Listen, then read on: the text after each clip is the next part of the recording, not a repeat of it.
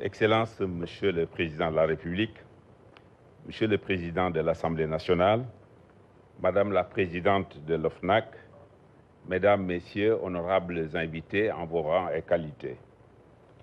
Vous me permettrez tout d'abord de remercier Monsieur le Président de la République de nous avoir associés à cette importante cérémonie de lancement de la stratégie nationale de lutte contre la corruption et la concussion.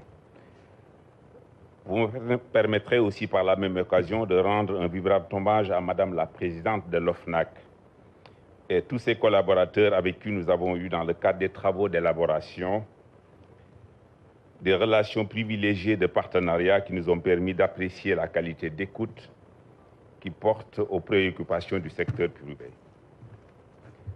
Cette stratégie à l'élaboration de laquelle nous avons participé, nous l'avons souhaitée plus moderne, plus importante, plus hardie et pour dire plus conforme aux nouvelles orientations de notre pays. En matière économique, la tâche est encore plus ardue et nous la connaissons également. Mettre en place une économie capable de résilience et orientée vers l'émergence, tirée par un secteur privé fort. Or, nous le savons, la corruption est incompatible à long terme avec la survie d'activités saines et un rythme d'investissement soutenu. Il est aujourd'hui unanimement admis que la corruption, qu'elle soit politique, d'offre ou de demande, traditionnelle, peut compromettre de manière significative le développement durable d'une nation. En effet, elle peut annihiler tous les efforts consentis pour se soustraire de la pauvreté, cultiver les tensions, faire reculer l'investissement, en un mot, favoriser la régression socio-économique. Elle n'est plus seulement dans les sphères du secteur privé, du secteur public, dont les frontières avec le secteur privé deviennent de plus en plus factices et de moins en moins visibles.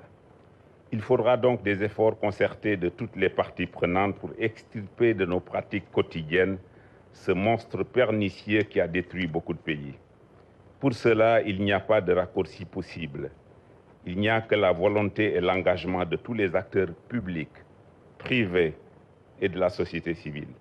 Dans tous les pays où l'on célèbre la victoire de ce fléau, nous trouvons trois facteurs. La volonté des hommes et des femmes, la force des institutions et surtout l'état de droit. A priori, chacun de ces facteurs est à notre portée. C'est pourquoi il est urgent et impératif d'engager le combat contre la corruption pour que la règle de droit ne soit plus bafouée dans notre pays. C'est pourquoi, Excellence, Monsieur le Président de la République, la CNES, parfaitement consciente de l'importance du rôle qui est le sien, assumera les devoirs qui lui incombent dans la mise en œuvre réussie de cette nouvelle stratégie de lutte contre la corruption. Nous en appelons à une union sacrée de tous les acteurs de notre nation pour ne pas ajouter aux turbulences de l'économie mondiale et ses conséquences prévisibles sur la stabilité de nos sociétés une autre contrainte qui hypothéquerait plus longtemps nos efforts d'émergence. Excellence, Monsieur le Président de la République, vous pouvez compter sur notre organisation, la CNES, pour mener à vos côtés avec tous ceux qui partagent avec nous cette ambition, cette lutte salvatrice contre la corruption. Je vous remercie.